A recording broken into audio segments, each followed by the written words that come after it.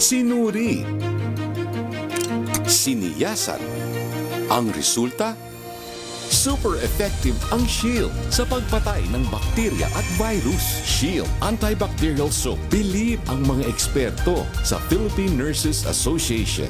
At si Mami. Tiwala ako sa Shield. Shield Antibacterial Soap. Napatunayang mabisa. Ang mga nurse, tiwala. ACS. May nagbago. May arte. May budget. Akala nyo lang yon. So solid. White Rose Papaya. Wow. White Rose. White Rose Papaya. Wow. White Rose. White Rose Papaya. May glow up with White Rose Papaya. White Rose Papaya. May puti power times 2 kasi may papaya at niacinamide. May shea butter and tea tree oil pa. Kutis sulit ang glow May up. glow up with White Rose Papaya. White Rose Papaya. Kutis sulit ang glow up. ACS.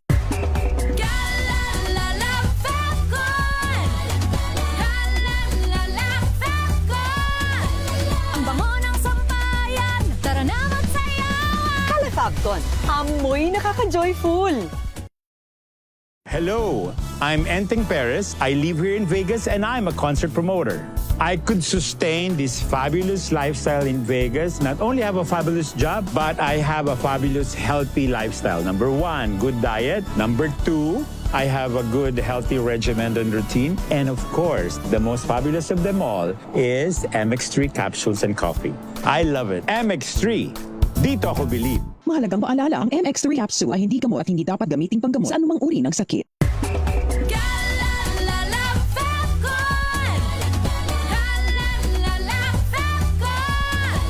Ang bango ng sampayan. Tara na magsayawan. Calefacton, amoy nakaka-joyful.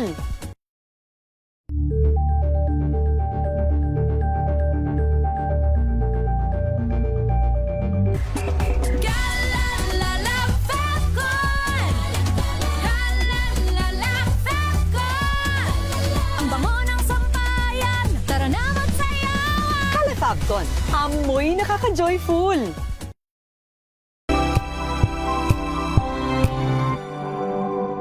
Hello, Washi! Laundry day na naman! Yay! Anong meron? Mancha ng chocolate, putik, may libag pa! Kaya natin yan!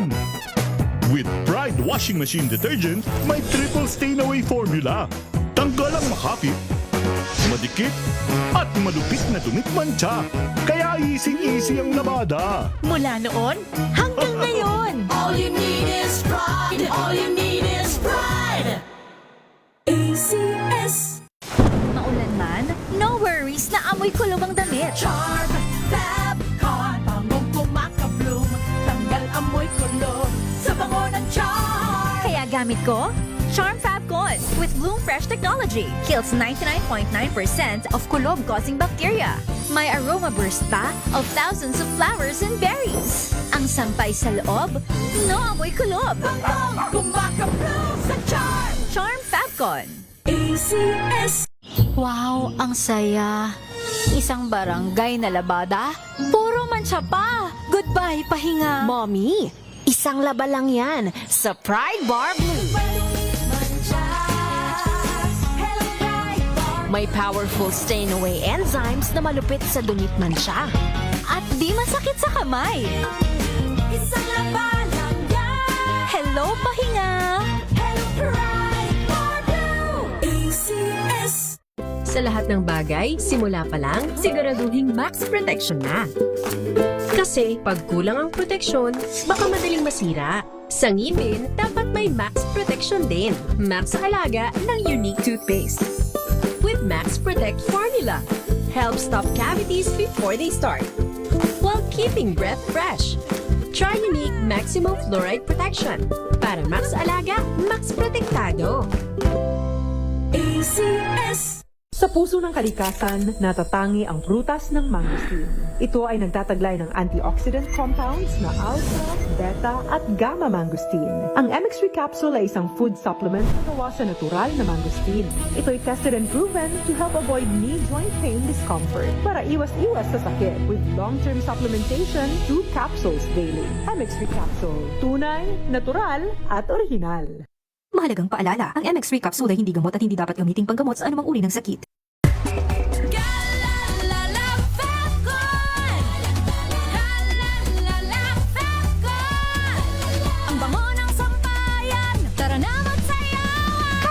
Nakakapagton. Amoy nakaka-joyful. I'm Jovi Kalmov. Currently, I am the Vice President for NAFA, which stands for the National Federation of Filipino American Association for the state of Arizona. In order for me to perform very well, I really make sure that my physical and spiritual wellness is really in order. And of course, the help of MX3 capsule. This is the secret. MX3, dito ako believe. Mahalagang paalala, ang MX3 capsule ay hindi gamot at hindi dapat gamiting panggamot sa anumang uri ng sakit.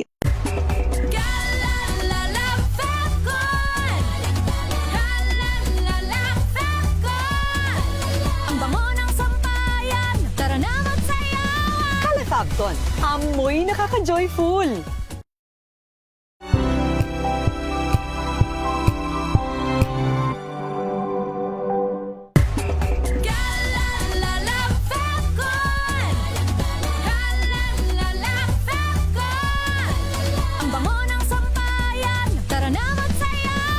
Kalafagton. Amoy nakaka-joyful.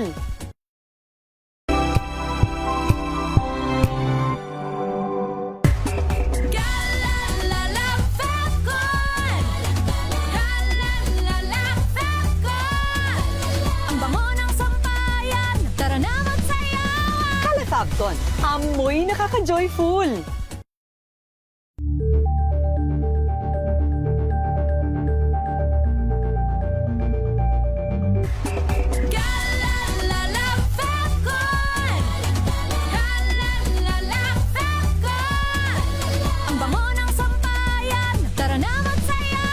Kalafagton. Amoy nakaka-joyful.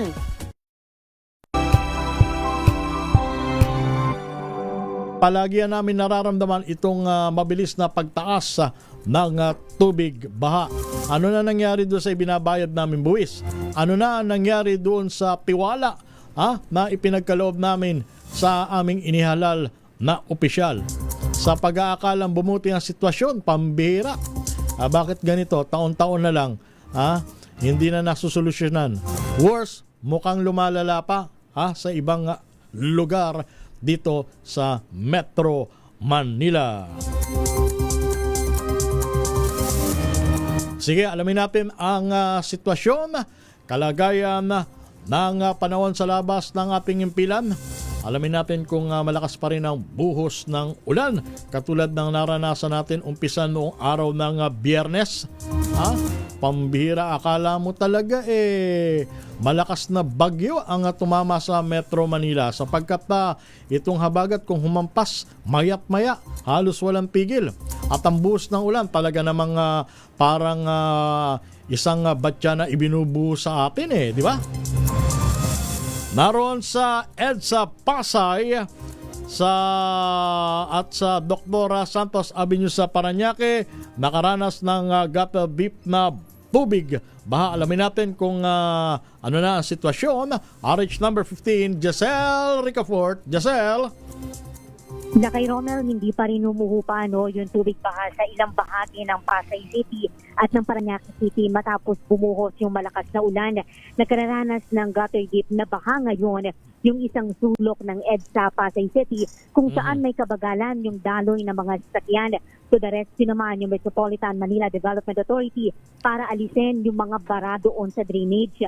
Isang bahagi rin ng eastbound lane ng Dr. A. Santos Avenue sa Parañaque City ang may gutter deep na baha hanggang ngayon. Passable naman ito maski sa mga light vehicle habang nagpapatuloy yung declogging activity ng Department of Public Works and Highways. Samantala, humupa na yung mataas na tubig baha, yung perwisyong tubig baha na inaangal ng mga motorista doon naman sa bagay. Oops, naputol si Giselle. Matapos tumigil. Sige, ano nga uli yung binabanggit mong lugar, Giselle, dyan sa may area ng Parañaque?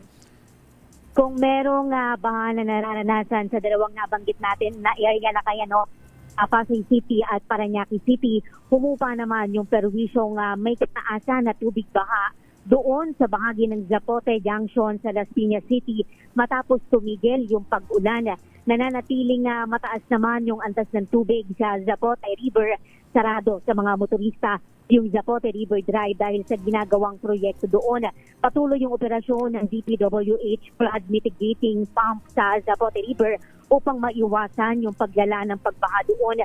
Patuloy din yung clean up at flushing operation ng pamahalaang lungsod sa panguna ng sentro bilang unang sentro bilang agarang tugon sa epekto daw ng matinding pag-ulan.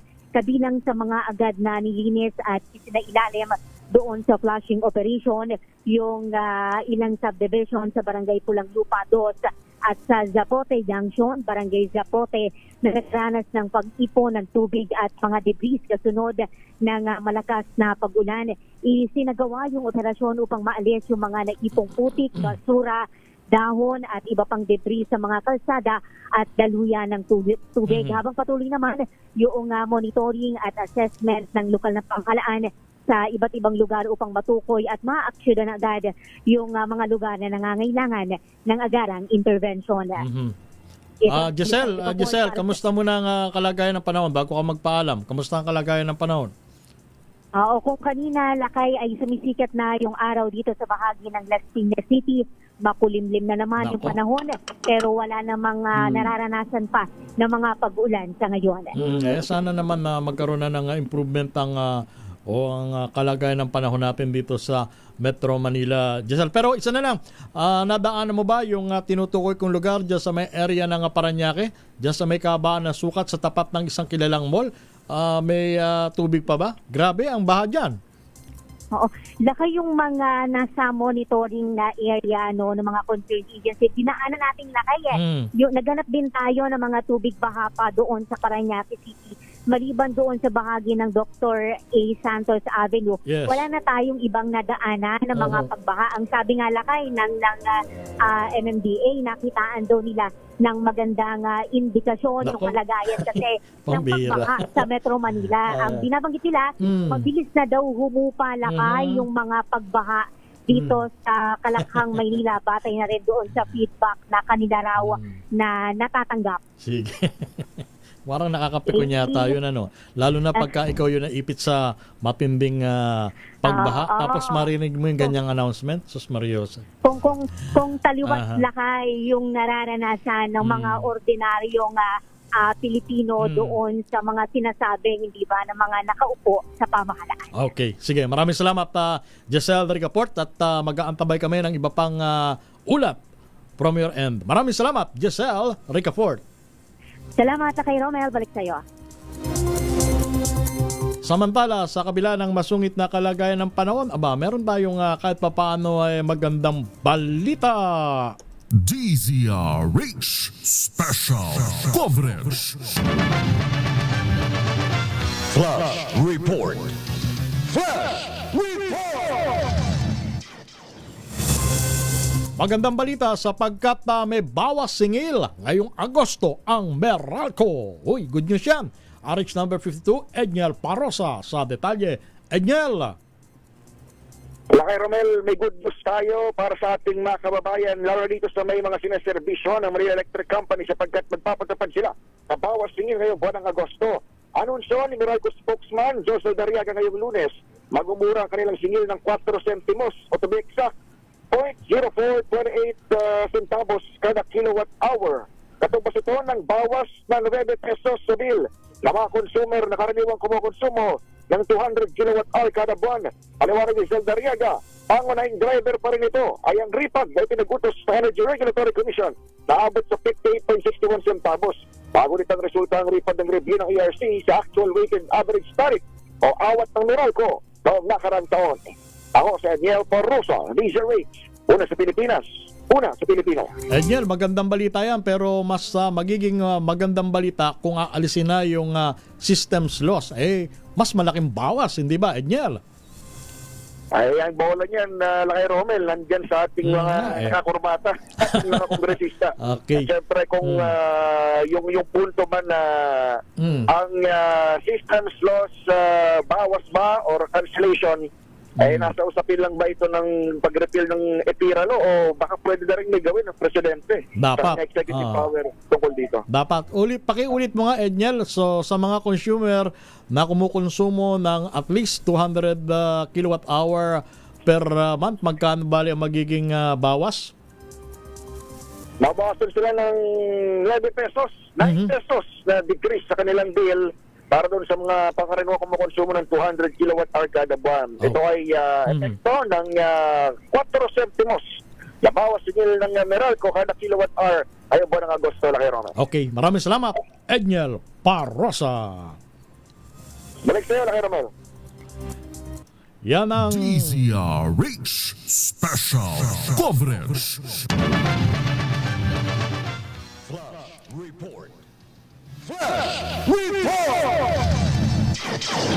At ulitin natin ang flash report para po sa mga customer ng Meralco, meron pong bawas singil sa inyong electricity bill ngayon pong buwan ng Agosto.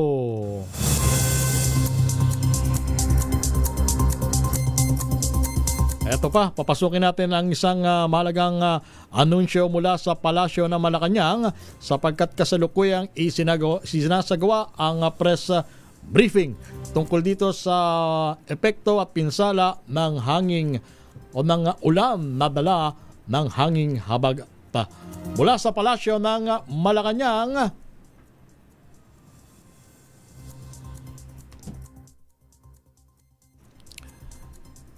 sige, asa na ang okay na ba ang signal from Malacanang? Ang nag-aggregate tayo ng mga mobile pumps kagaya ng ginawa natin sa Marikina at sa Las Piñas nitong weekend. And finally, yung paglilinis natin at tuloy-tuloy na paglilinis natin ng basura, na nakikipagtulungan tayo sa MMDA at sa ating mga mayors na linisin yung basura. Yun talaga, kung magagawa lang natin yun, paulit-ulit sa lahat ng lugar, tingin ko makakakita talaga tayo ng mga improvements sa iba pang mga lugar. So, tuloy-tuloy lang tayo. And ngayon, napapasok na ang 2027 budget na isusumite. Magkakaroon na tayo ng mga flood management at flood mitigation projects sa 2027 budget. At nakafocus tayo dito sa mga iba't ibang interventions na ito. So, yun lang muna and magbibigyan na kami ng mga reports pa in the coming days. Thank you. Okay. Next presentation, Secretary Rex Gatchalian. Yeah, mabilis lang. Nabasadahan na rin to. Can we move on to the first slide?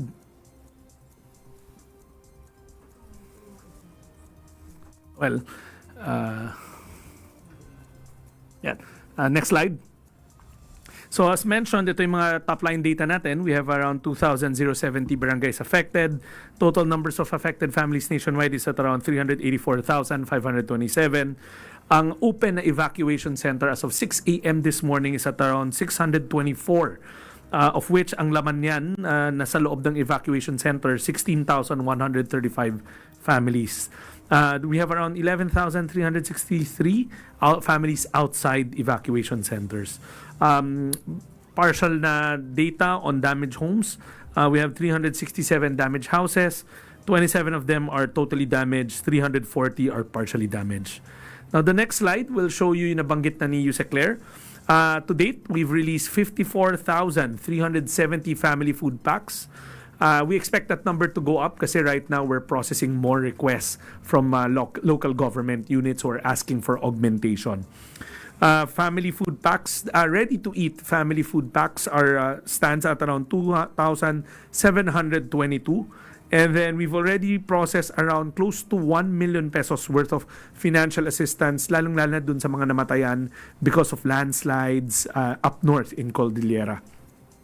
The total cost of humanitarian assistance stands at 39.375. The next slide will show you the preparedness of the country. Lagi kasing tinatanong kung handa pa ba tayo. Right now, the national stockpile of family food packs spread across 1,000 warehouses stands at 4.980,095 family food packs nationwide. Kahapon, before the storm hit, that was around 5.1 million. So we're ready.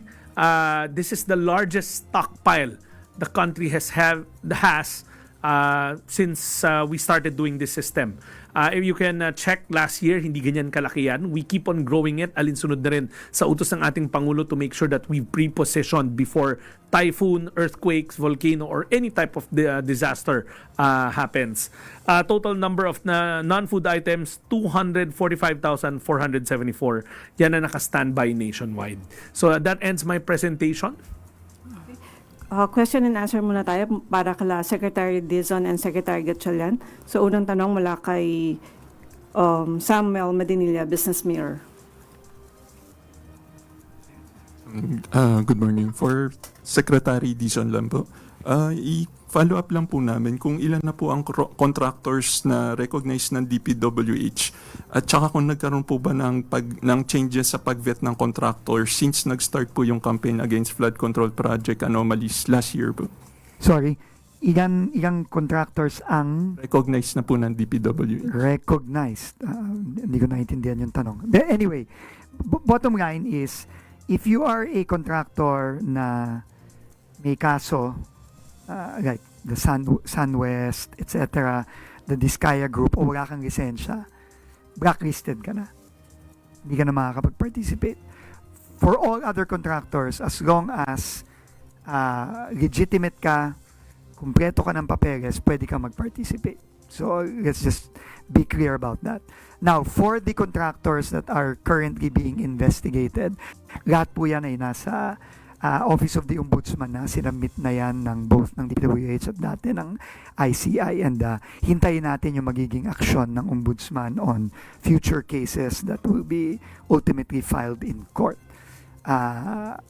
So yun, no? So yun ang sitwasyon natin ngayon. As far as vetting, sinisigurado natin that yung ating mga procurement processes are totally transparent. Lalo na ngayon na open na yan sa transparency portal ng DPWH for everyone, to including the media, to participate in. I-follow up ko lang po. So ilan po yung contractors na pwedeng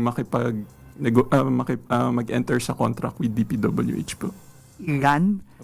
Marami yan. I cannot give you a number. No? I cannot give you a number.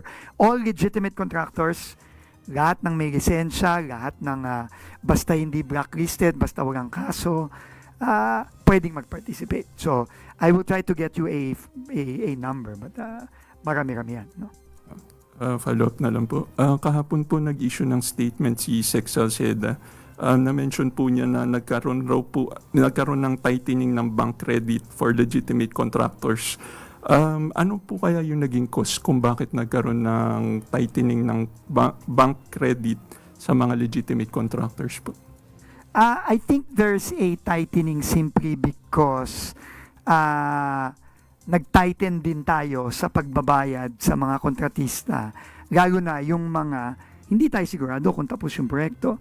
Unlike before na alam na naman natin yung nangyari, kahit na hindi tapos yung proyekto, kahit na hindi maayos, binabayaran. So, I think that is the primary reason for that. But we will not sacrifice ensuring that projects are properly implemented before we make payment.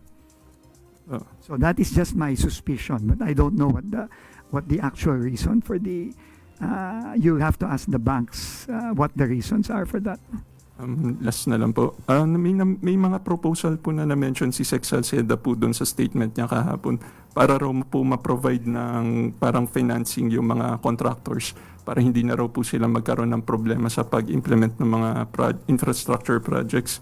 In-approve po kaya ni President Marcos yung mga proposals niya? Hindi ko alam. You will have to ask Secretary Salceda. Thank you. Sunod na tanong mula kay Harley Balbuena, IBC 13.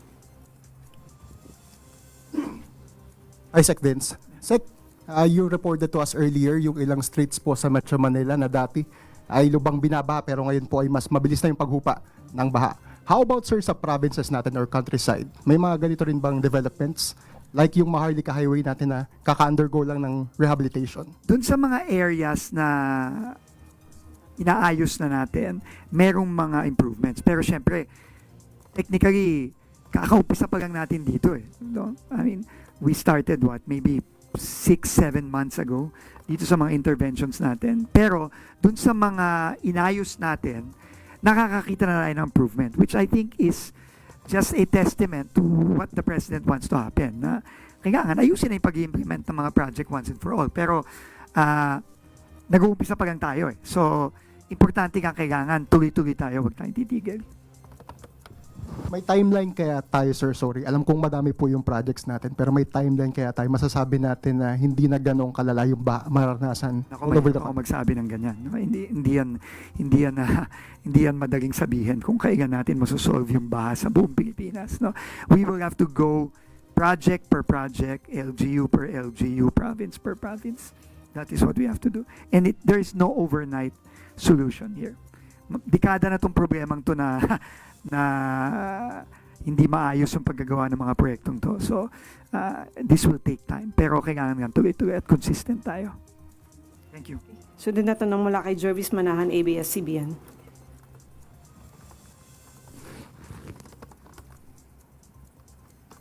Sec, magtatanong lang po kami ng update kung may assessment na doon sa Forbes Park Wall na gumuho at nag-cause ng traffic sa EDSA. Clearly, hindi maayos yung paggagawa ng perimeter wall ng North Forbes Park.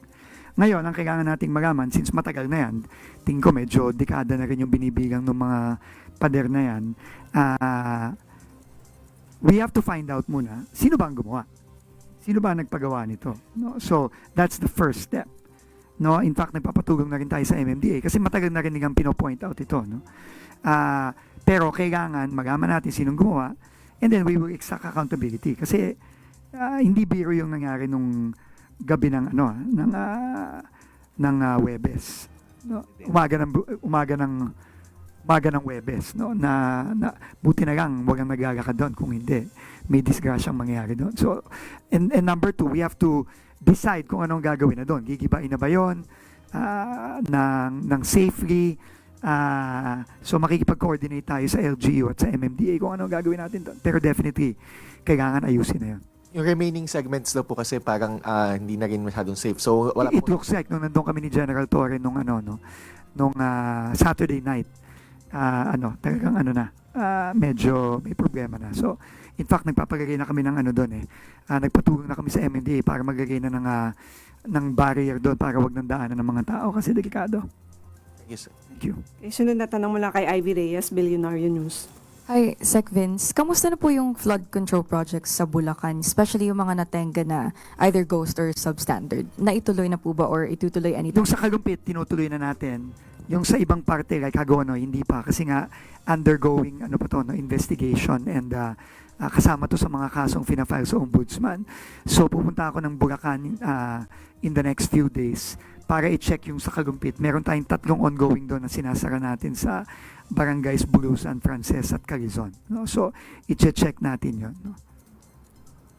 Sunod na tanong mula kay Mads Moratillo, Net25. Hi, sir. Sir, sa Cavite, nung kasagsagan ng habagat, maraming lugar yung binaha. Like yung part ng Kawit, Imus, Bacoor. Matagal na po, dekada ng problema yon.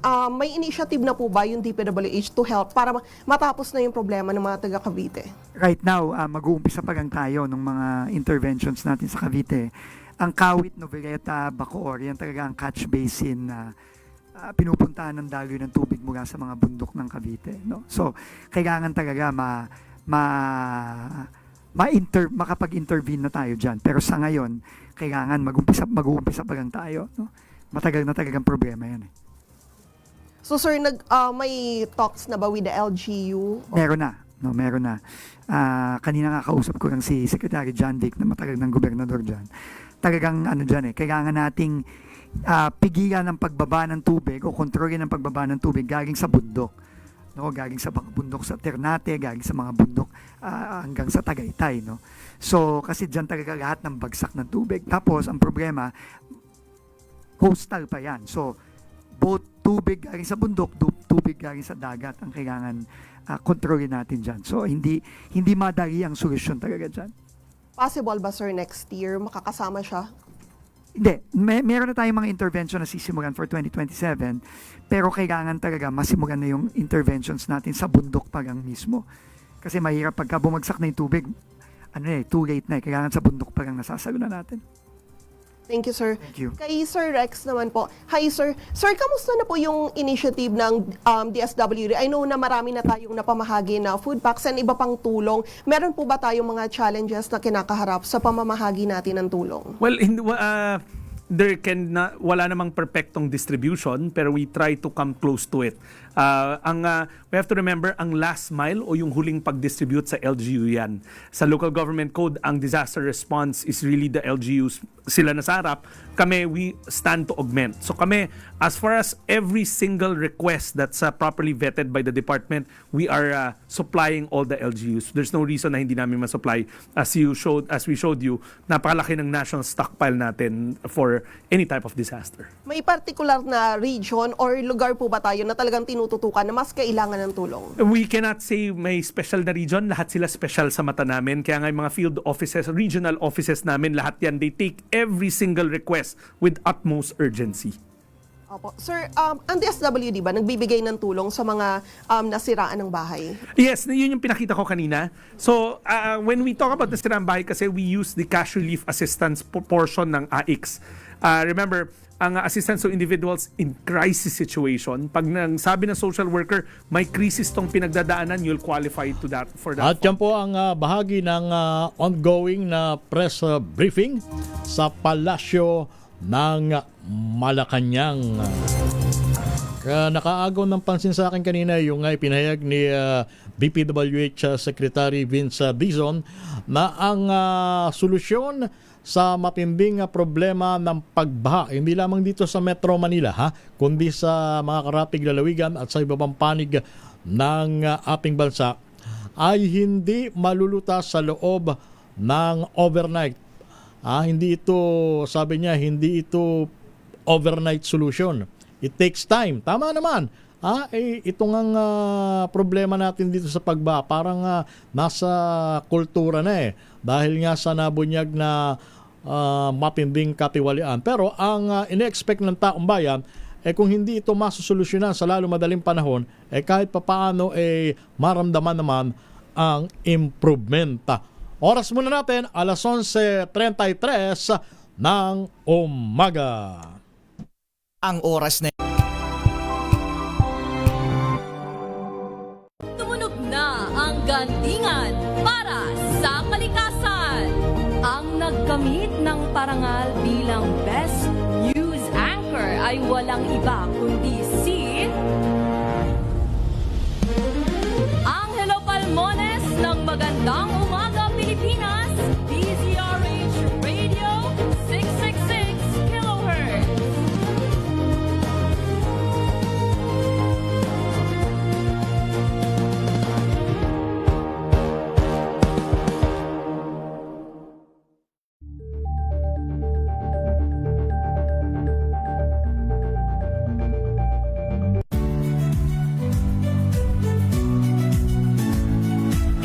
Magandang araw mga kaibigan.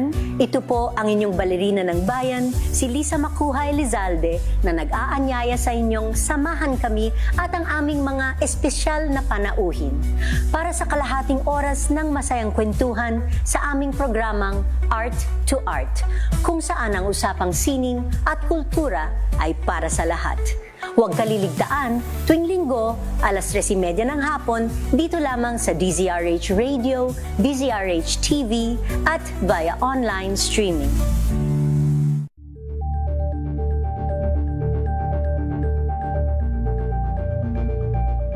Curious ka ba sa maraming bagay? Kami na ang bahala dyan. Aalamin, tutuklasin at bibigyang linaw namin ang mga katanungang bumabagabag sa inyong isipan. Sa programa kung saan ang bawat sagot ay galing lamang sa mga eksperto. Ang Expert's Opinion, tuwing linggo alas 3 ng hapon, dito lang sa DZRH TV.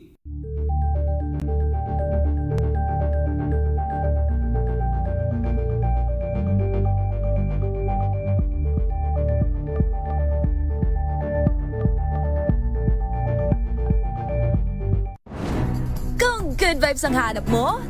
Dito ka na sa sigurado! Mula sa mga istoryang nagbibigay ng inspirasyon hanggang sa mga kwentong may dalang solusyon. Mga balitang pampagaan ang pakiramdam at pampaganda ng araw.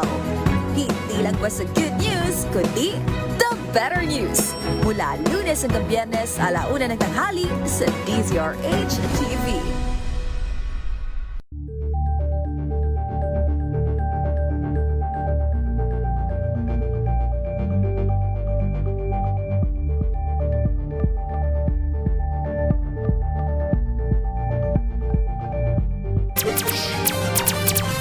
DZRH Special Coverage.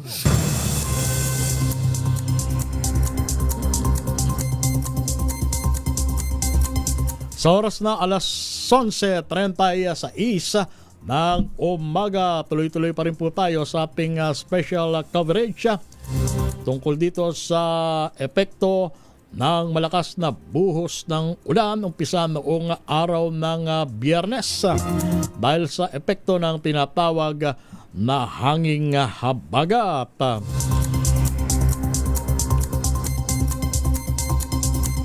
At bukod sa Metro Manila, kabilang din sa madaling tamaan ng matinding pagbaha, ito pong lalawigan ng Bulacan. Ayan.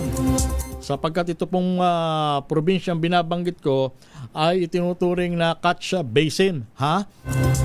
Diyan po bumabagsak sa lalawigan ng Bulacan ang malaking volume ng tubig ulan. Lalo na sa pagkakataon na talagang bumubuhos, walang puknap at halos oras-oras walang patid ang malakas na buhos ng ulan.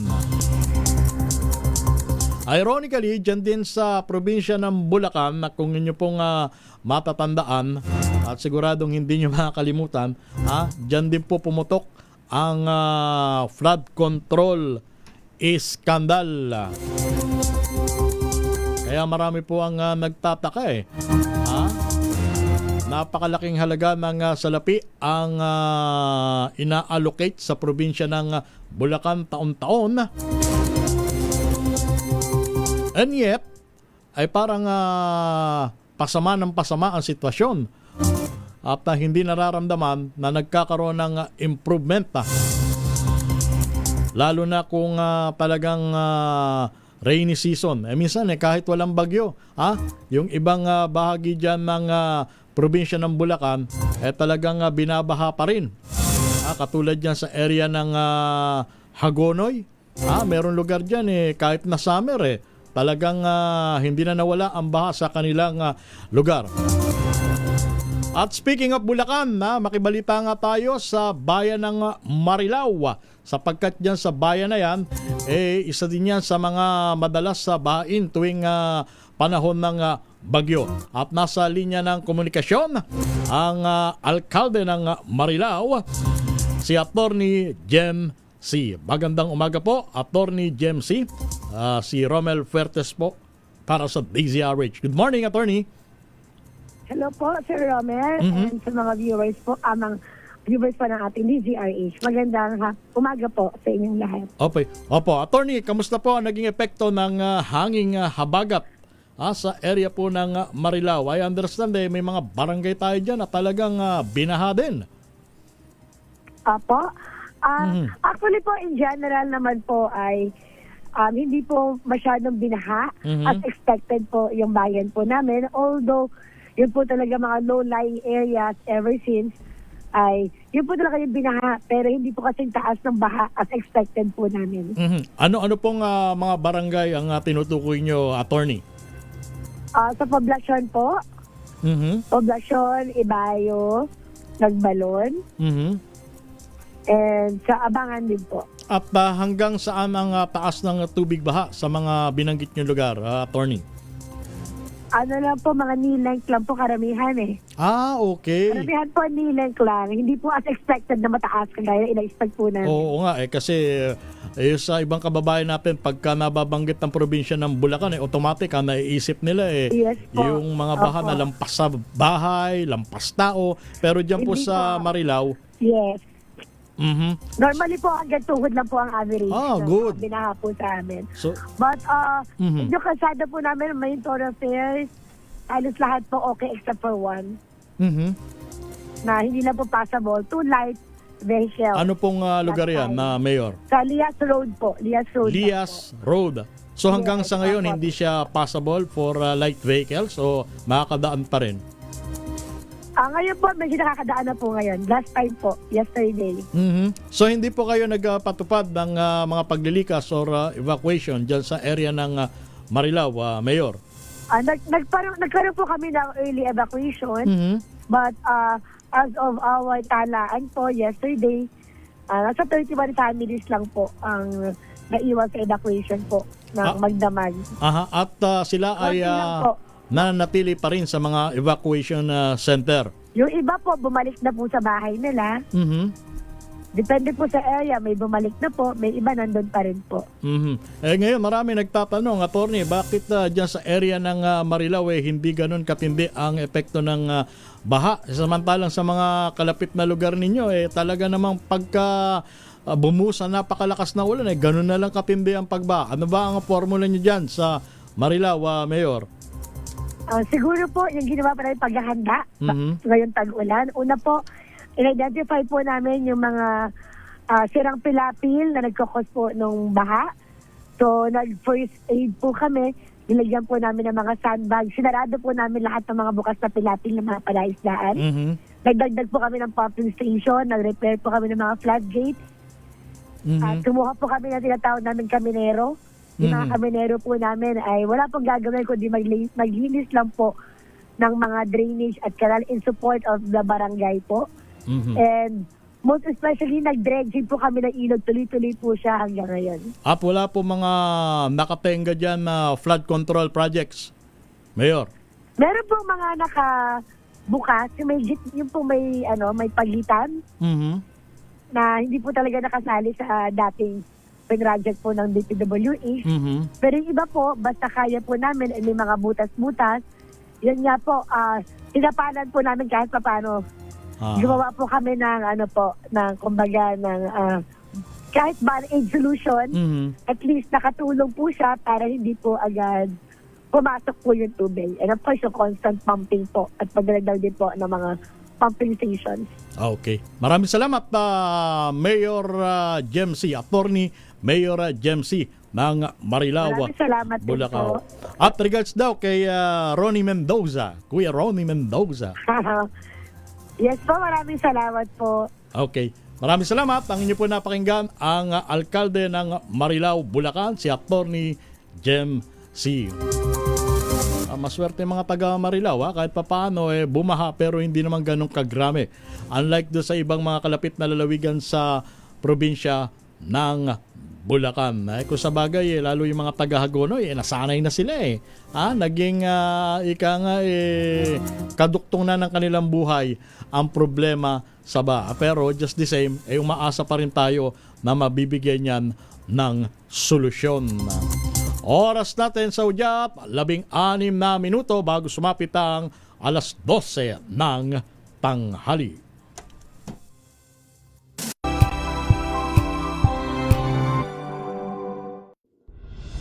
Tuloy-tuloy ang pagtulong, tuloy-tuloy ang pagseserbisyo, at tuloy-tuloy ang balitaan kasama si May Binauhan sa Operation Tulong mula Lunes hanggang Biyernes.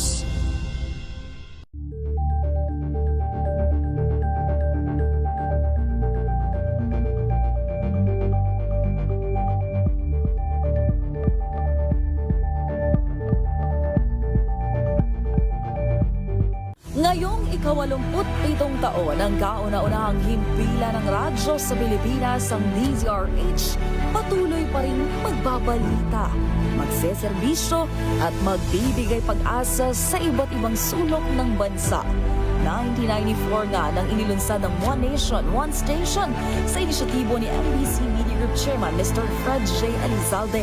Naabot ang nasa 97% ng populasyon sa Pilipinas gamit ang nationwide satellite broadcast.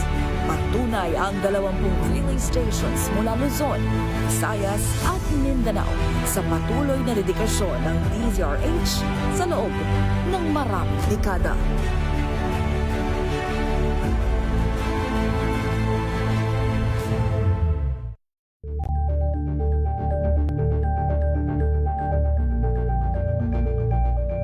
I get impeached, then that is my end. Tumutok sa pinaka-importanteng paglilitis ng impeachment court ngayong taon. The impeachment trial of Vice President Sara Duterte. At DZRH Special Coverage.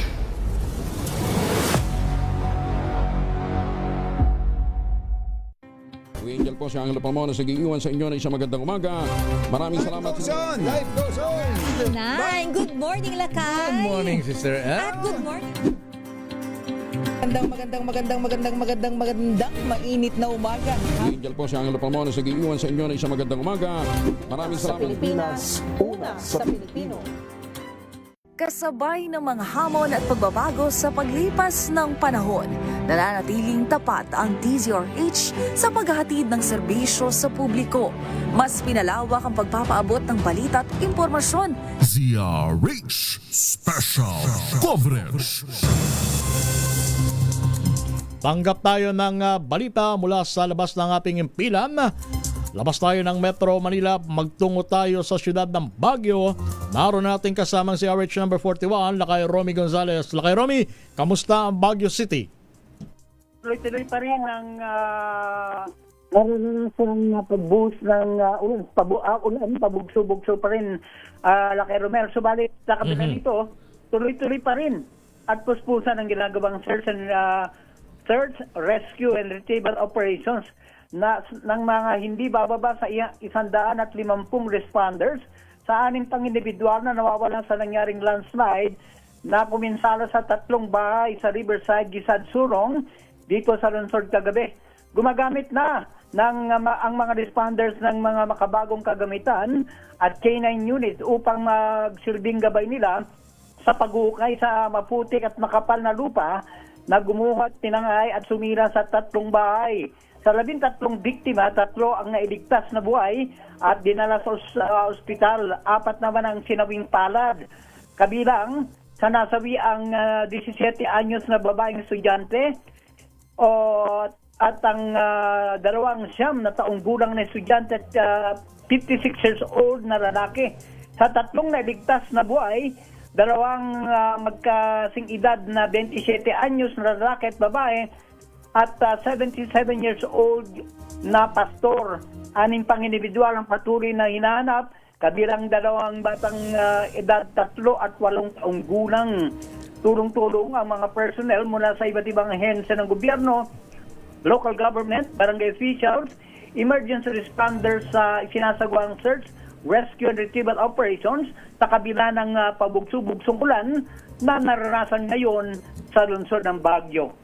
Ito si RH41, Romy Gonzales para sa DZRH. Una sa Pilipinas, una sa Pilipino. Maraming salamat, Lakay Romy Gonzales. Samantala, alamin natin ang kalagayan sa siyudad naman ng Maynila. RH number 9, Miss Tina Nolasco. Tina. Lakay Romel, agad na nagpatawag ng emergency meeting si Manila Mayor Francisco Isko Moreno ngayong araw kasama ang City Disaster Risk Reduction and Management Council upang iutos ang full mobilization ng mga ahensya ng lungsod sa gitna ng patuloy na pag-ulan dulot ng habagat. Inatasan ng alkalde ang lahat ng departamento ng pamahalaang lungsod na maging handa at magsanib puwersa para sa pagtugon sa kalamidad. Kabilang na dito ang relief operations, paglilinis ng kalsada, pagpapanatili ng kaayusan at paghahanda ng mga ospital. Sa pagpupulong, inilatag ng alkalde ang mga direktiba nito sa Manila Department of Social Welfare, Department of Engineering and Public Works at Department of Environment and Public Services. Pinatitiyak din ng alkalde ang mabilis na koordinasyon sa Meralco para mabilis na maayos ang mga napinsalang poste at kable ng kuryente. Bukod pa rito, inatasan din ni Yorme ang Manila Traffic and Parking Bureau para mag-deploy ng mga enforcers sa gitna ng masamang panahon. Naka-high alert naman ang Manila Police District upang mapigilan ang mga krimen habang masama ang panahon. Pinatitiyak din ng alkalde sa Manila Health Department na sapat ang supply ng gamot at handa ang mga pampublikong ospital na makatugon sa mga pangangailangan ng mga pasyente. Ito si RH9 Tina Nolasco para sa DZRH, una sa Pilipinas, una sa Pilipino. Tina? Yes, Romel? Tina, nagkaroon ba ng evacuation ang pamalang syudad ng Maynila? Oo, Romel, kahapon pa lamang may mga inilikas na sa 3 evacuation center dito sa Maynila, sa Baseco Compound at partikular dito sa may Office of the Vice President sa Barangay 101 sa Tondo, Maynila. Aabot sa 800 individual, katumbas yan ng mahigit 200 pamilya ang inilikas nga dahil na dito sa mga pagbahang naranasan simula pa kahapon hanggang ngayong araw. Okay, maraming salamat, Miss Tina Nolasco. Maraming salamat. Back to you, Romel. Mula po yan sa syudad ng Maynila.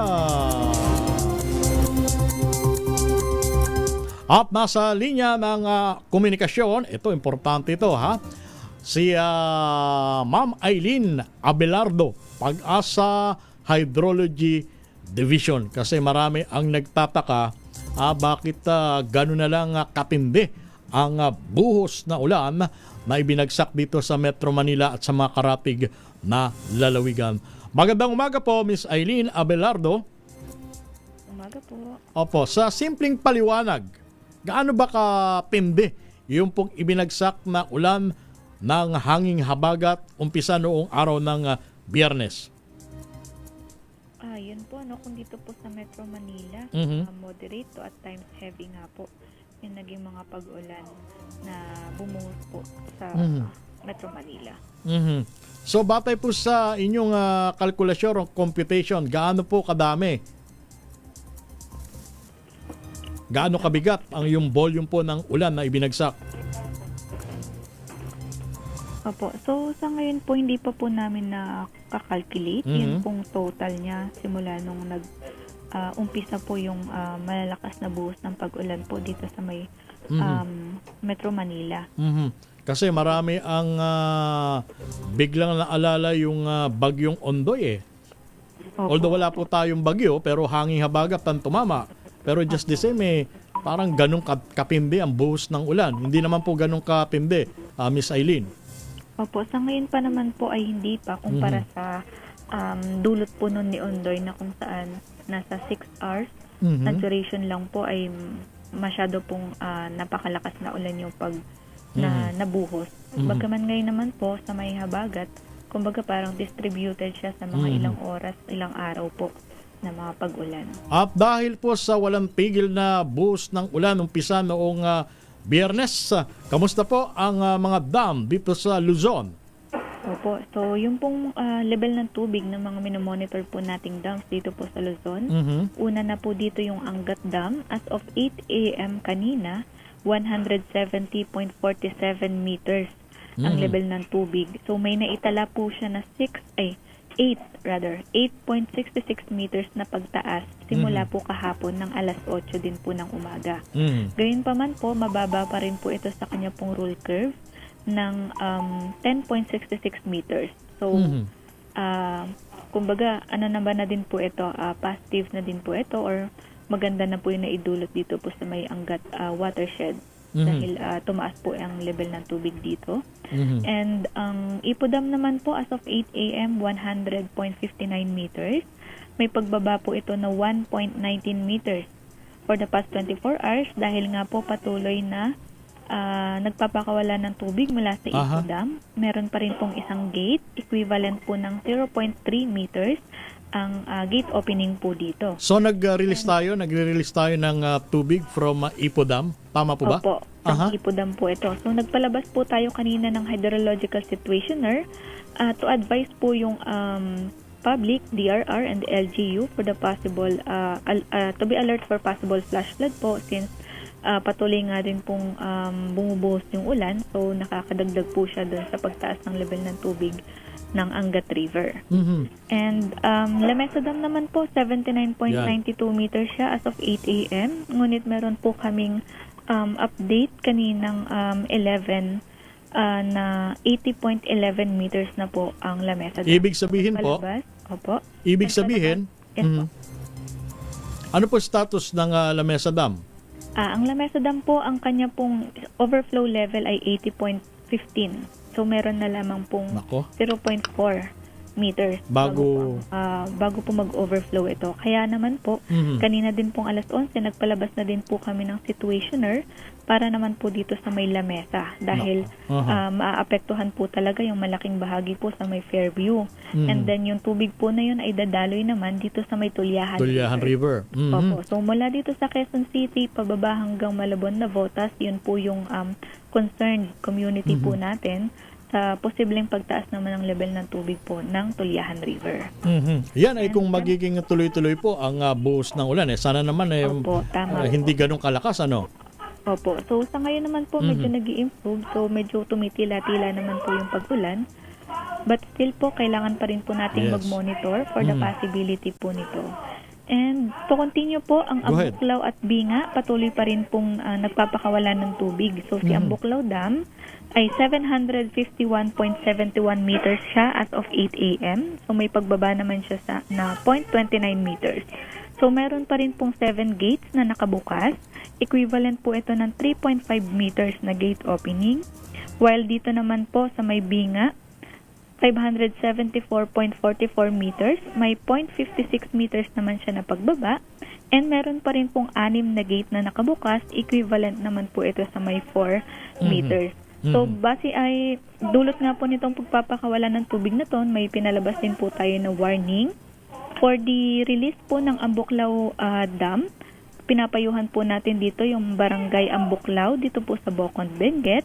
And dito naman po sa pagpapakawala ng Binga Dam, yung barangay naman po ni Dalupirip at Tinungdan dito naman po sa Itogon, Benguet. Sa posible pong pagtaas ng level ng tubig ng Agno River. But eventually po, yun pong tubig na nire-release ni Binga Dam, ang sumasalo naman po nito ay ang San Roque Dam.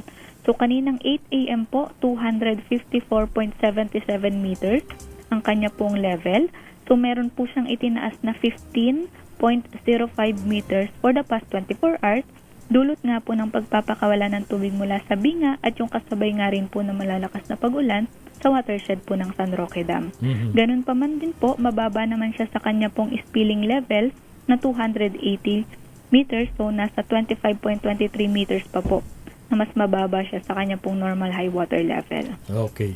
And ang Pantabangan Dam naman po dito sa Nueva Ecija, 182.22 meters.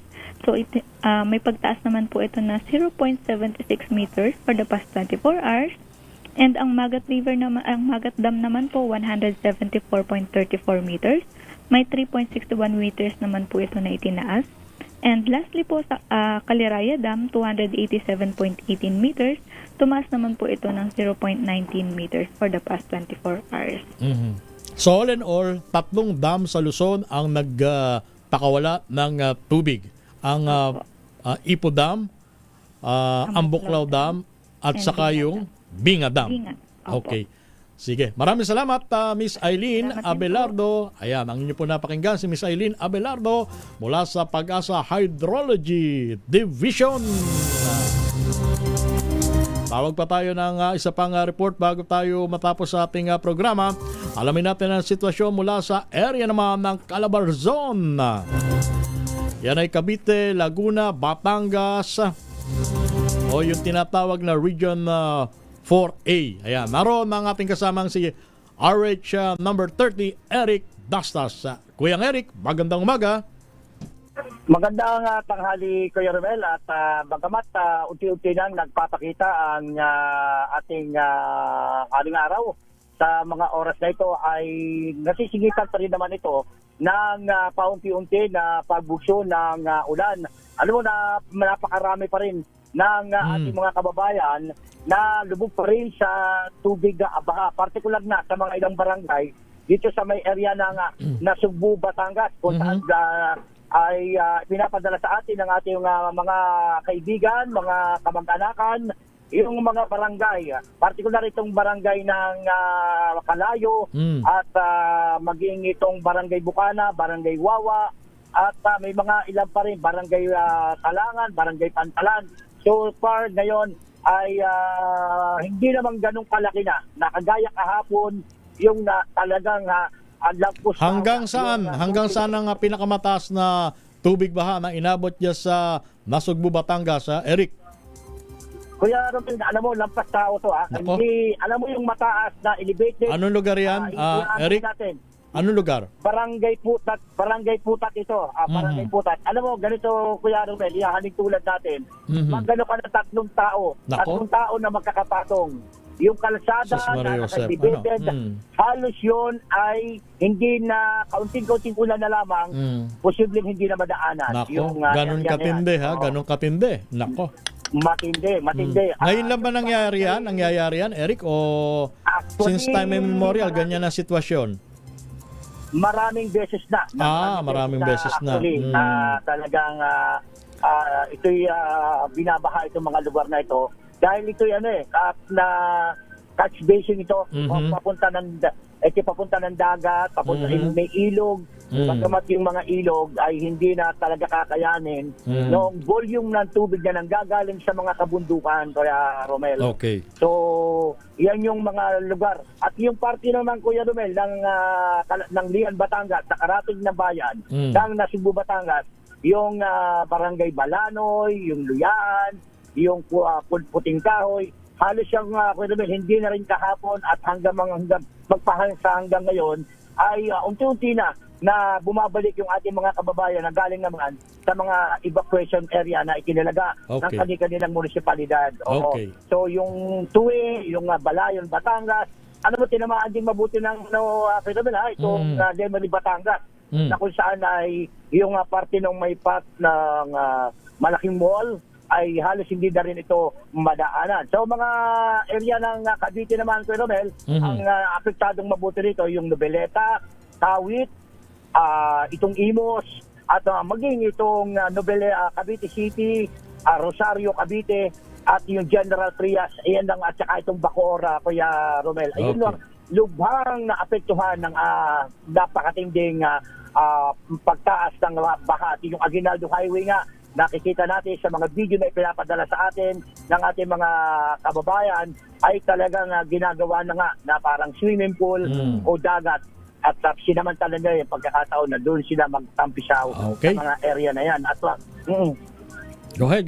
yun, Kuya Romel, itong parte naman ng Laguna ay puntahan natin yung area ng Santa Rosa, Pinyan, San Pedro, maging itong bahagi ng